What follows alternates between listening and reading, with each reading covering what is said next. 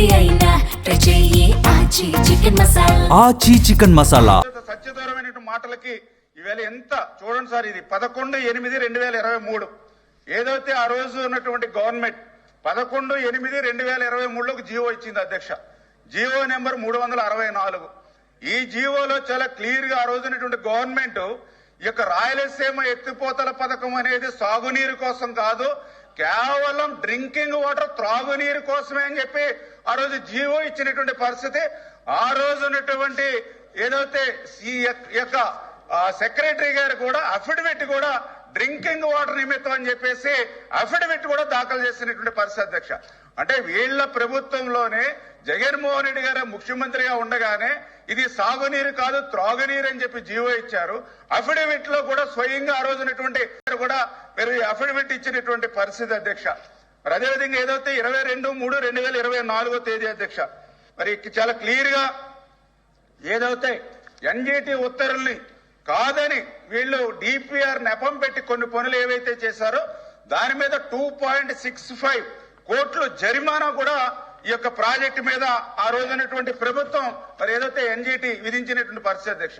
అంటే ఇంత క్లియర్ గా ఏదైతే 2020లోనే దీన్ని నిలిపేయమని చెప్పడం, ఏదైతే ఈ యొక్క నిలిపేసిన తర్వాత కూడా డిపిఆర్ అని చెప్పి త్రాగునీరు పేరు చెప్పి పనులు చేశారని చెప్పి దాని మీద కూడా 2.65 కోట్లు జరిమానా కూడా ఆ రోజు ఉన్నటువంటి ప్రభుత్వం మీద విధించినటువంటి పరిస్థితి అధ్యక్ష. అంటే ఈ రకంగా 2020లోనే యొక్క ప్రాజెక్టు పనులు నిలిచిపోతే మరి ఈ రోజు మరి చంద్రబాబు నాయుడు గారిని ఎట్లా మాట్లాడతారు అధ్యక్ష వీళ్ళు మాట్లాడేటువంటి మాటలు.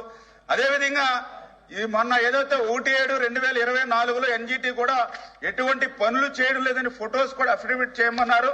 ఇంకా దురదృష్టం ఏంటంటే ఎన్జీటీ మొన్న చాలా క్లియర్ గా లేటెస్ట్ గా ఇచ్చినటువంటి రిపోర్ట్స్ లో కూడా ఏదైతే ఈఏసీ అనుమతులు లేకుండా ఎన్విరాన్మెంట్ క్లియరెన్స్ అనుమతులు లేకుండా ఏదైతే డిపిఆర్ నెపని చెప్పి ఏదైతే పనులు చేశారో అవన్నీ కూడా పూర్వపు స్థితికి తీసుకురమ్మని సార్. దీనికి ఎవరు బాధ్యత వహిస్తారు అధ్యక్ష?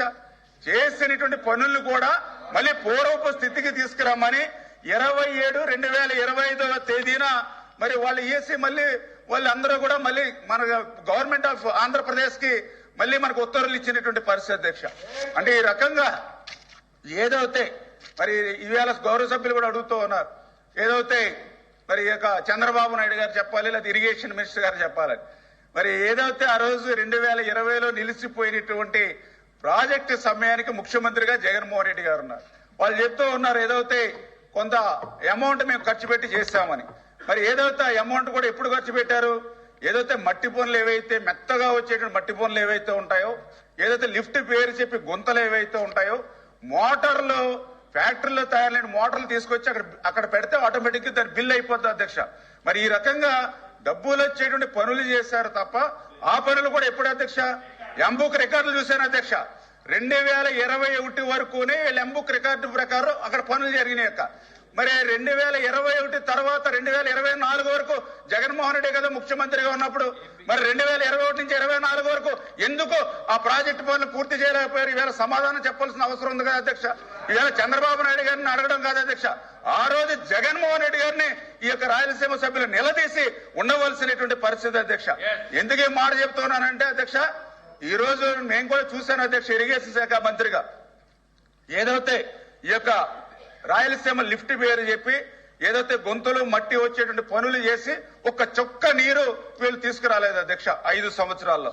ఇదే కాదు అధ్యక్ష, జిఎన్ఎస్ఎస్ కి హెచ్ఎన్ఎస్ఎస్ లింక్ అని చెప్పి పైపులు తెచ్చుకుని అక్కడ పెట్టుకున్నారు, మట్టి పనులు చేశారు, 900 కోట్ల రూపాయలు బిల్లు చేసుకున్నారు అధ్యక్ష. ఒక్క చుక్క నీరు అక్కడ కూడా రాలేదు అధ్యక్ష. మూడవది ఆవులపల్లి, ముదివేడు, నేతిగుంటపల్లి రిజర్వాయర్లు అని చెప్పి అక్కడ కూడా పనులు చేశారు, ఈసీ అనుమతి లేదని దానికి 100 కోట్లు జరిమానా విధించింది అధ్యక్ష. అది కూడా ఒక చుక్క నీరు రాలేదు అధ్యక్ష.